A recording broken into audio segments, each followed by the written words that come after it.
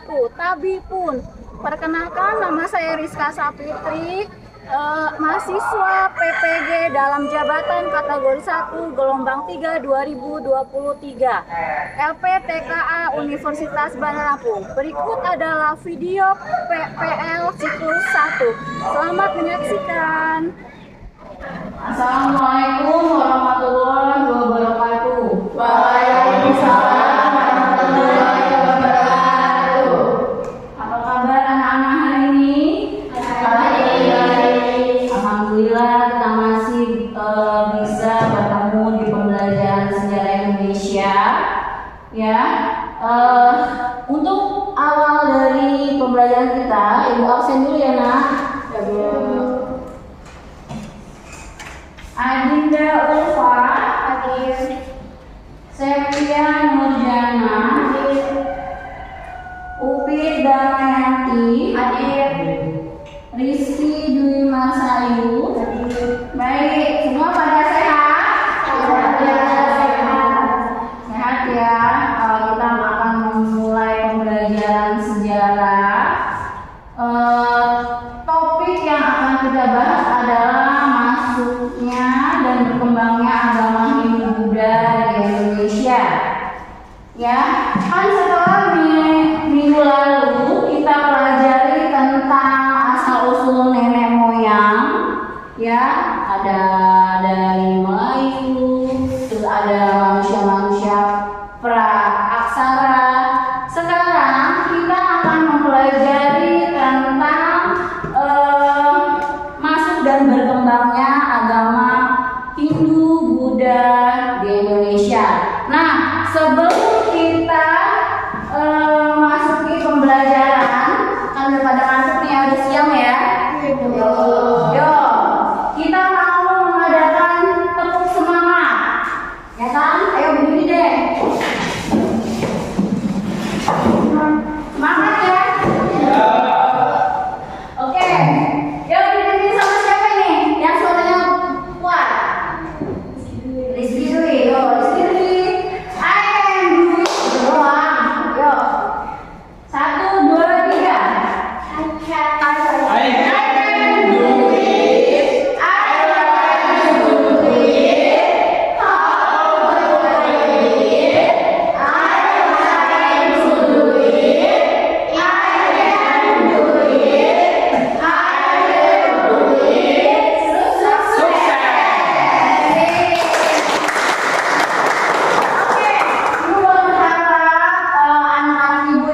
Semuanya menjadi apa? Silakan duduk kembali.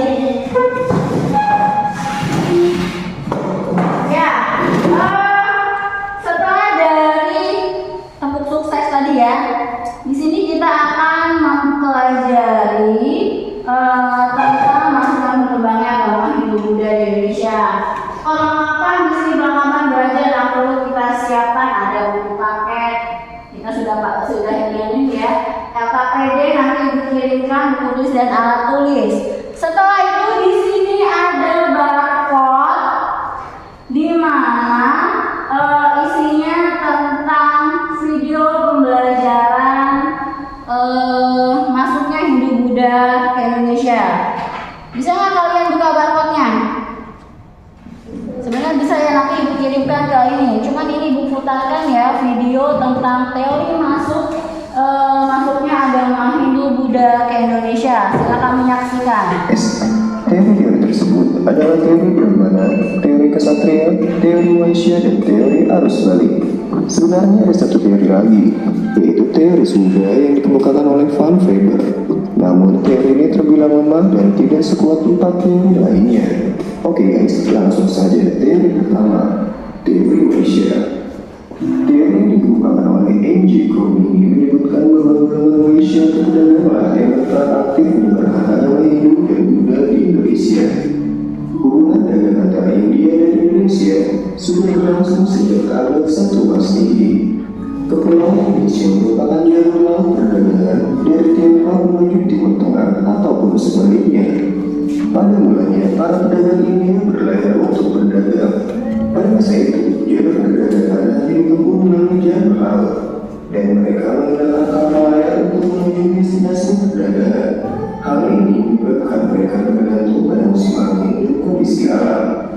Bila musim angin tidak memungkinkan, maka mereka akan menetap lebih lama dan menunggu musim yang baik. Sembari menunggu angin laut yang membantu pelayaran menuju kampung halamannya di India. Salam jas merah katanya ya, jangan sekali-sekali meninggalkan sejarah. Makanya kan kita sampai detik ini harus mempelajari sejarah ya kan? Biar kita menumbuhkan rasa nasionalisme, rasa cinta terhadap tanah air. Oke, setelah dari video yang ibu tayangkan tadi, ya, dimana dia menceritakan tentang teori masuk dan berkembangnya agama Hindu-Buddha di Indonesia melalui beberapa teori, ada teori kesatria, ya kan? Ada teori apa lagi?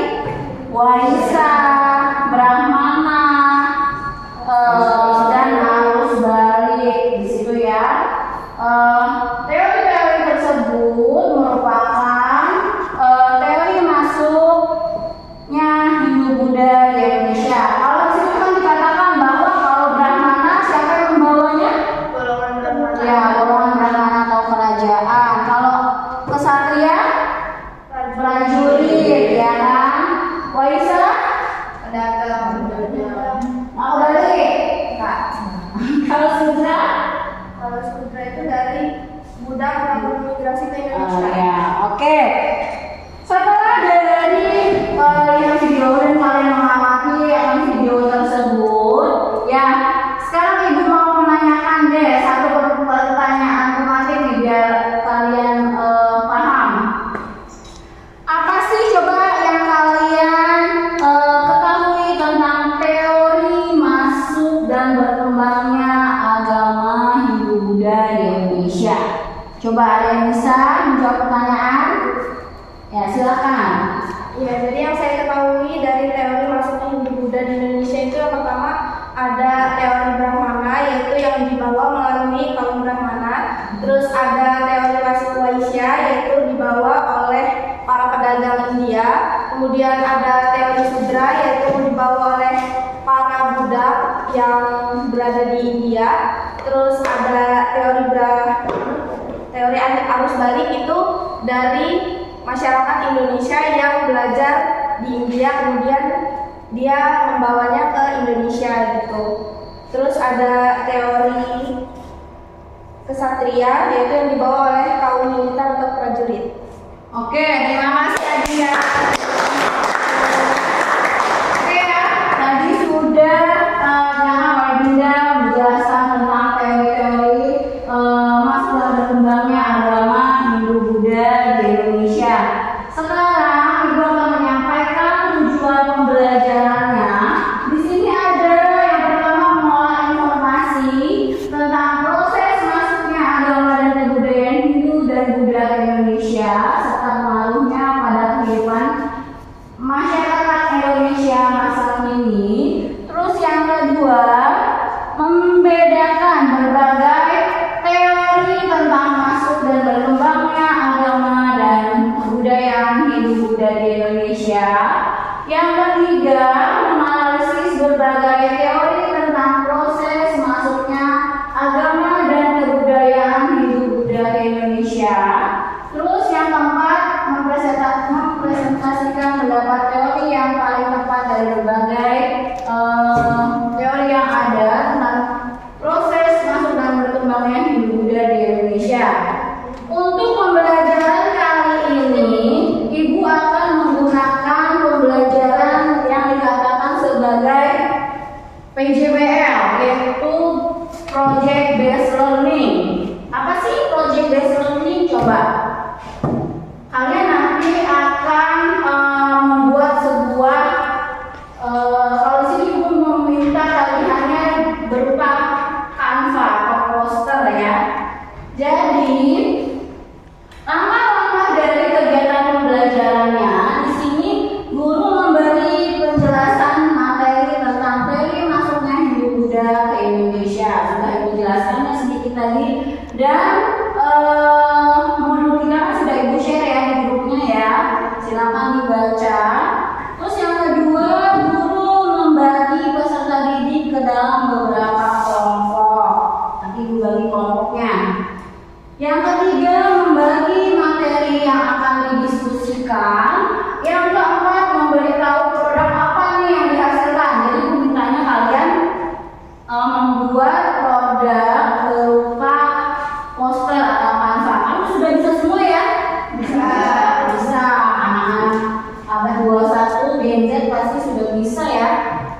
buat Canva malah kadang-kadang pinteran muridnya ya, pada gurunya ya. Ya. Terus yang kelima, mengarahkan anak untuk membuat produk berupa Canva, kalian buat Canva. Terus yang keenam, nanti setelah kalian membuat Canva, ada perwakilan-perwakilan yang maju menjelaskan. Nanti kalau sudah selesai kirim ke grupnya ya, nanti biar ibu tampilkan di layar. Jadi kalian mempresentasikan atau membaca kembali hasil dari poster berupa Canva tersebut. Paham ya sampai di sini ya? Paham. Oke, sekarang ibu bagi kelompok kalian. Yang kelompok pertama ada Adinda Ulfa dan Rizky Dwi Marsayu.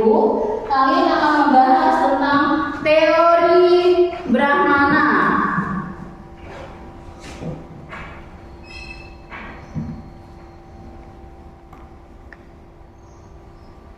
Terus kelompoknya Jumadi Hermawan dan Destian Pradita membahas teori kesatria. Yang keempat, Upit Damayanti dan Anissa membahas tentang teori Waisya. Oke, sudah duduk di tempatnya masing-masing, kerjakan Canva-nya. Ibu beri waktu berapa waktunya? 10 menit selesai?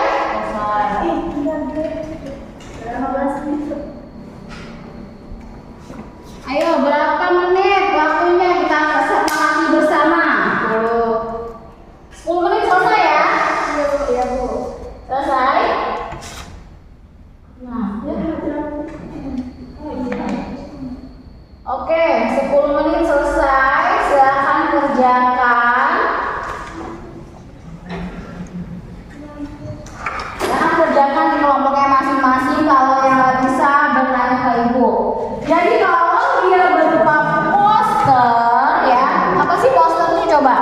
Poster itu adalah gambar yang disertai dengan ya bisa tulisan sebagai penjelasnya ya.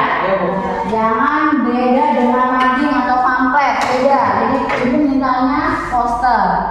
Silakan kerjakan 10 menit mengerjakan. Nanti yang nggak bisa tanya ke ibu.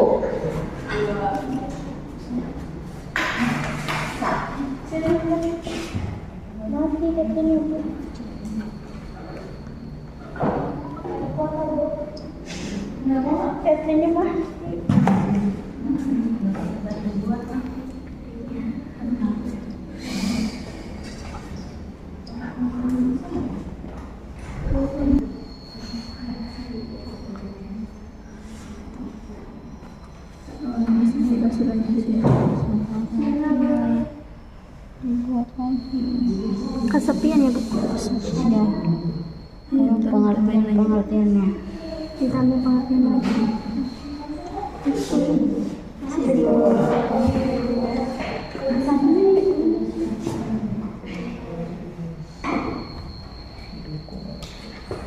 Oke, sudah selesai. Sudah. Coba ibu lihat dulu penampakan dari Canva berupa posternya nih. Teori Brahmana ya. Iya Bu. Kan udah ada gambar beserta penjelasan-penjelasannya. Oke. Coba kelompok ini ibu mau cek teori Waisya. Ada penjelasannya, ada gambarnya supaya menarik ya nak. Iya Bu. Terus kelompok sini kelompok Desti ada. Oh kelompok ini. Coba lihat. Hasilnya mana? Ini lagi nulis nama kelompok Bu. Penjelasannya sudah. Sudah di atasnya. Oke, sudah semua ya. Tolong dikumpulkan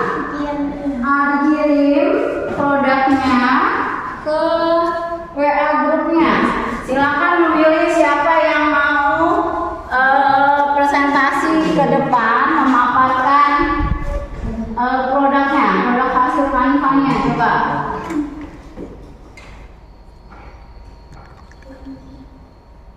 Ini yang sudah mengirimkan dari teori Waisyah. Kok 2 kali? Ada teori Brahmana. Yang lain mana? Oke, sesuai dengan kesepakatan ya kan, sampai 10 menit selesai. Anak hebat, ya kan? Kita mulai dari kelompok Brahmana. Ayo silakan, siapa yang mau maju mewakili? Yuk.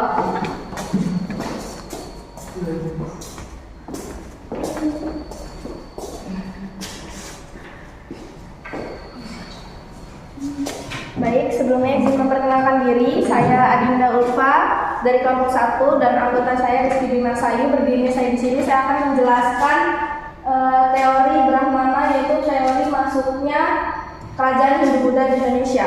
Teori Brahmana itu sendiri didukung oleh J.C. Fandler yang menyatakan bahwa teori Hindu-Buddha itu dibawa oleh kaum Brahmana atau golongan Brahmana, yaitu pendeta, yang ada buktinya yaitu adanya prasasti di Indonesia yang hanya bisa dibaca oleh golongan Brahmana, dan golongan Brahmana juga yang hanya bisa menghindukan seseorang. Kemudian ada kaum Brahmana ini juga nggak boleh menyeberangi lautan.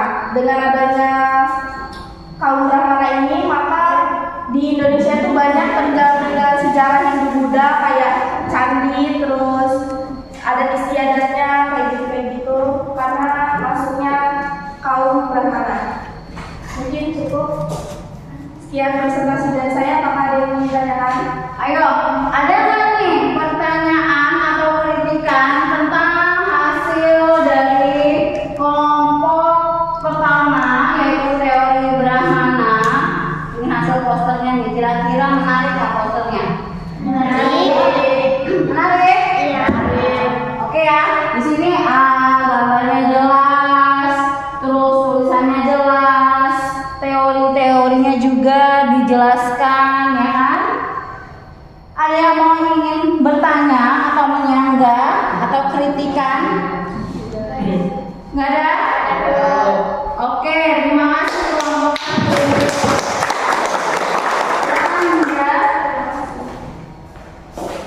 Terus kelompok kedua, teori Sudra. Ya, silakan maju.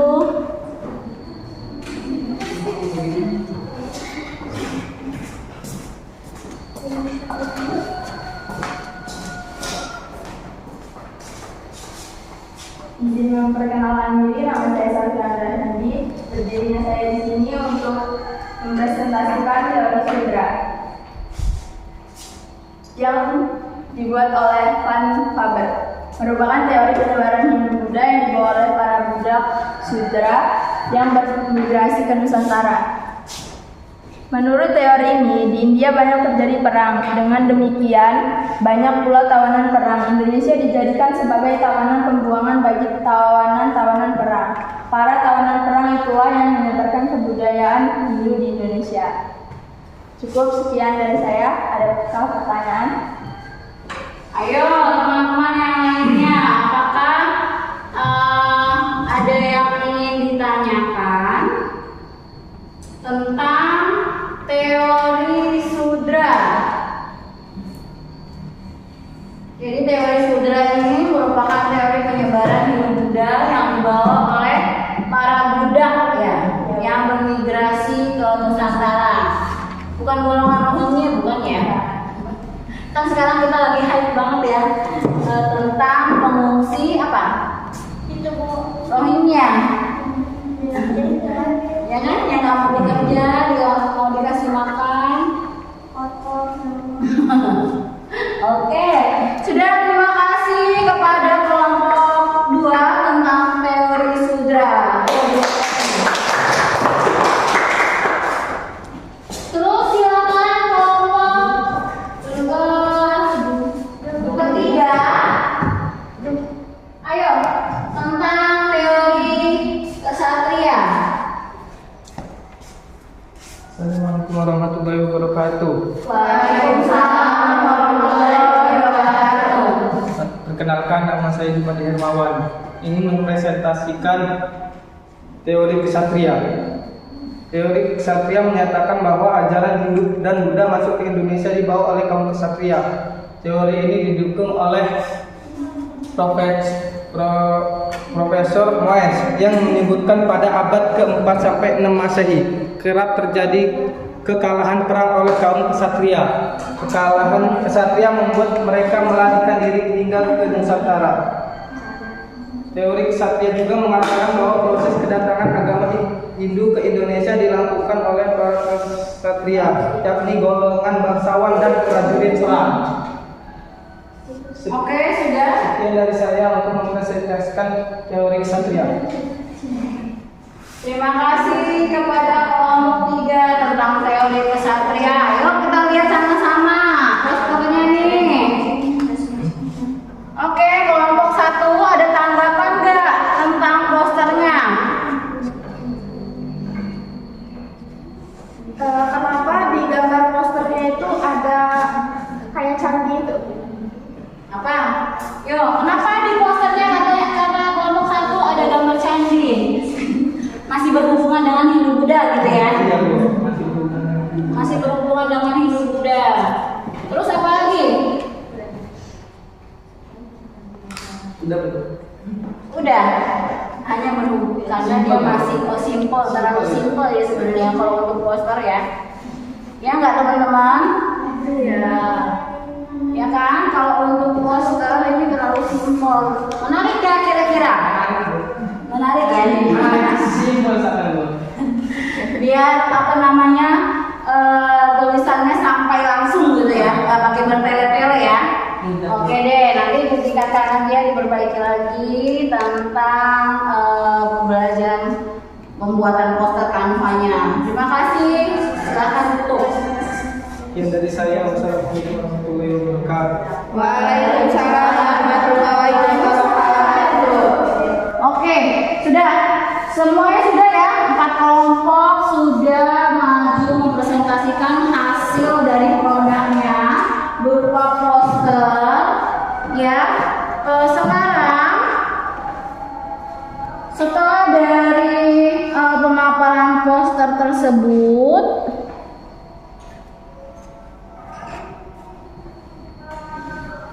dan dipaparkan ya tadi oleh kelompok lain, jadi ada sanggahan-sanggahan bahwa sebuah poster itu harus menarik, ya kan? Walaupun menarik tidak hanya gambar saja, tapi dia memiliki apa? Penjelasan-penjelasan yang harusnya sampai kepada orang yang melihatnya. Ya. Coba sekarang setelah kita mempelajari materinya, terus ada kita pembuatan kanva berupa poster ya. Sekarang ibu tanya nih, mau refleksi diri. Hari ini kita sudah belajar apa saja coba? Ayo, sudah belajar apa aja kita hari ini?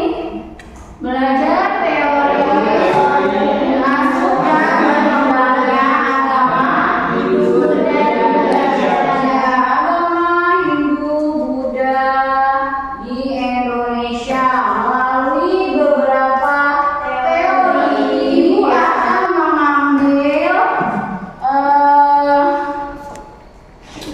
nilai secara pribadi. Kalau tadi kan kalian kan sudah secara kelompok, ya kan? Ibu akan mengambil nilai secara pribadi yang akan kalian kerjakan. KPD ibu kirimkan ke grupnya.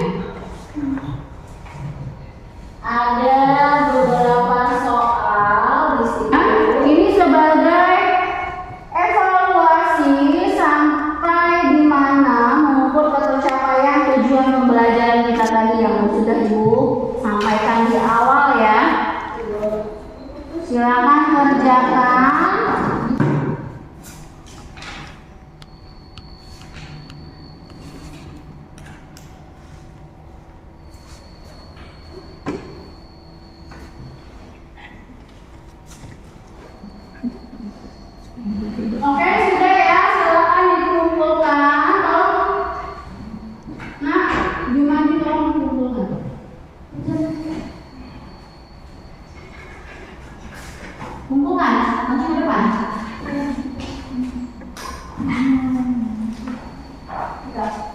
Itu sama yang lain ya. Semuanya. Ya Allah.